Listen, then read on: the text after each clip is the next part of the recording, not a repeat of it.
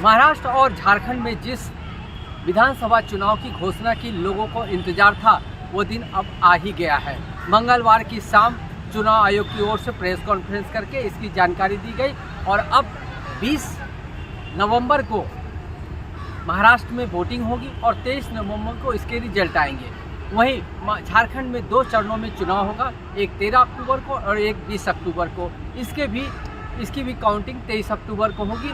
लेकिन सवाल ये उठ रहा है कि हरियाणा चुनाव के साथ ही जिस चुनाव को होना था या जिस चुनाव की घोषणा होनी थी उस चुनाव को लेकर इतनी देरी क्यों की गई। इसे लेकर कई तरह के सवाल भी खड़े किए जा रहे थे और सवाल अब भी जिंदा है, लेकिन चुनाव आयोग के पास शायद इसका जवाब नहीं है, क्योंकि पत्रकारों ने आज चुनाव आयोग से कई सवाल किए लेकिन उनका जो जवाब था वो पूरी तरह से गोल मटोल था। ईवीएम को लेकर, सीसीटीवी को लेकर जिस तरह के सवाल उठाए गए थे, हर सवाल पे गोल मोल जवाब सामने आया। तो इससे साफ हो गया कि चुनाव आयोग सिर्फ चुनाव तारीखों की घोषणा करने आया था, उसे इन जानकारियों को देने में कोई दिलचस्पी नहीं थी। नमस्कार दोस्तों, मैं राकेश श्रीवास्तव। आज हम बात करेंगे महाराष्ट्र और झारखंड में विधानसभा चुनाव की घोषणा पर।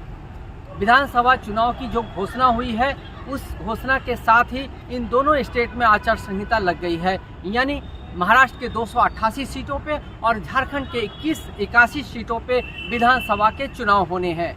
20 नवंबर को महाराष्ट्र में एक फेज में वोटिंग होगी और 23 नवंबर को इसका रिजल्ट आएगा। लेकिन महाराष्ट्र से काफ़ी छोटा स्टेट झारखंड, जहां 81 सीटें हैं विधानसभा की, वहां 2 चरणों में चुनाव होंगे।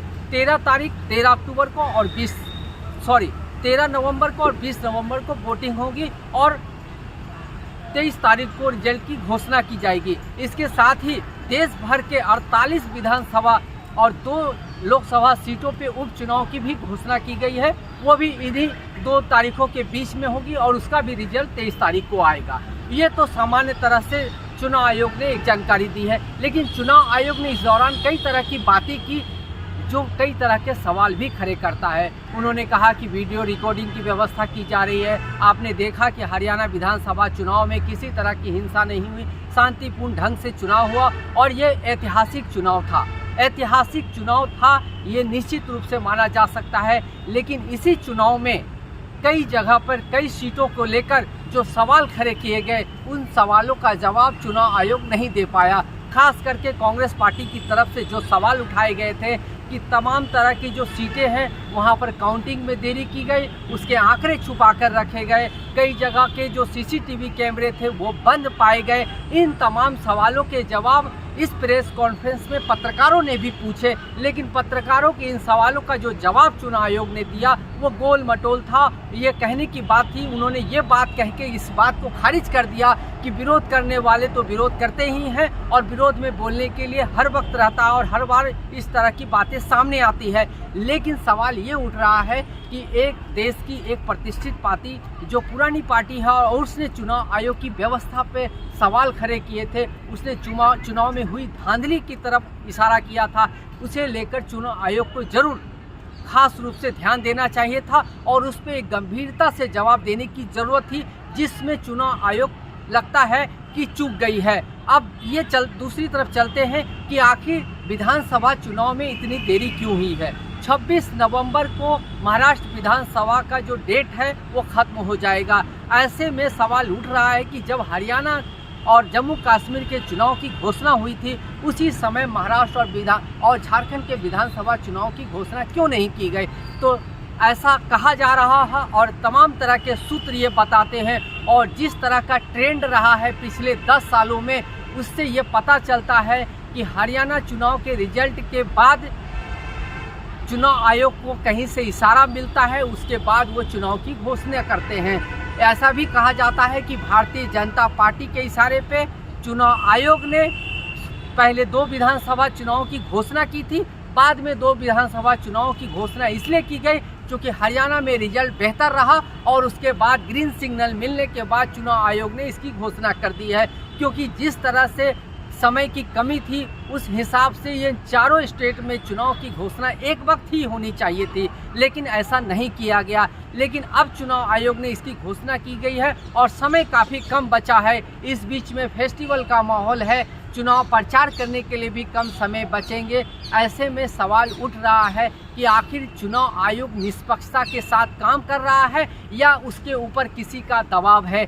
जिस तरह की बातें पिछले काफ़ी समय से तमाम दलों द्वारा और आम लोगों द्वारा भी उठाया जा रहा है कि निष्पक्षता में कमी आई है, चुनाव आयोग किसी न किसी के इशारे पे काम कर रहा है, उसके बाद से ये सवाल गंभीर हो गया है।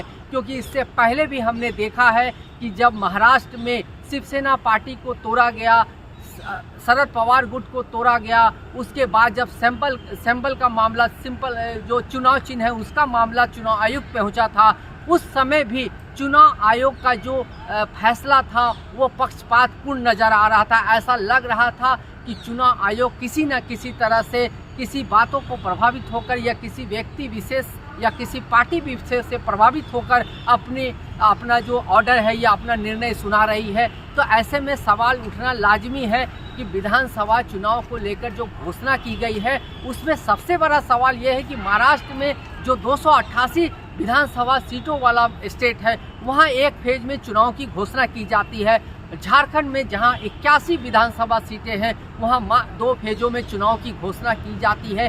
तो ये जो बैलेंस जो है या जो इसको जो तर्क संगत बनाने की कोशिश की जा रही है वो लोगों के गले नहीं उतर रहा है। इतने छोटे स्टेट में 2 चरणों में चुनाव कराना है और आपको इतने बड़े स्टेट में 1 चरण में चुनाव कराना है, तो आखिर ये मैसेज कहाँ से आ रहा है और ये मैसेज कहाँ तक जा रहा है। इस चुनाव की घोषणा से पहले भारतीय जनता पार्टी ने खास करके महाराष्ट्र में यहाँ की भूमि को तलाश लिया, यहाँ के सर्वे, यहाँ पर कई योजनाएं लागू की गई। खास करके लाडली बहन योजना को लागू करके 3-4 किस्तें महिलाओं के अकाउंट में पैसे भेज दिए गए ताकि इस योजना का लाभ चुनाव में अच्छी तरह से उठाया जा सके। उसके बाद इस चुनाव की घोषणा हुई है तो ऐसा लगता है कि भारतीय जनता पार्टी खास करके एनडीए सरकार के ग्रीन सिग्नल के बाद इस चुनाव की घोषणा की गई है। बहरहाल 20 तारीख को वोटिंग होगी और 23 तारीख को परिणाम क्या आता है ये देखना बेहद दिलचस्प होगा। तब तक के लिए नमस्कार।